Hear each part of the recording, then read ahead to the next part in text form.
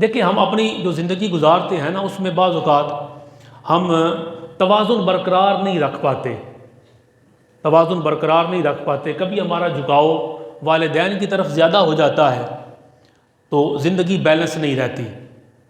کبھی ہمارا جھکاؤ زوجہ کی طرف ہو جاتا ہے تب بھی ہماری زندگی اعتدال پر نہیں رہتی، یعنی زندگی میں سکون نہیں رہتا۔ جبکہ قرآن عظیم نے جو اس رشتے کی بنیاد بتائی وہ سکون ہے، جو قرآن کریم نے بتایا نا یہ رشتہ زوجین کا، اس کی بنیاد سکون ہے، اور ہم وہ سکون اعتدال سے ہٹنے کی وجہ سے برباد کر بیٹھتے ہیں۔ تو میں نے عرض کیا کہ ہماری زندگی میں جتنا والدین کا عمل دخل ہے اتنا یا اس سے زیادہ، اتنا یا اس سے زیادہ زوجین کا، بیوی کے لیے شوہر کا اور شوہر کے لیے زوجہ کا جو رشتہ ہے وہ اہمیت رکھتا ہے۔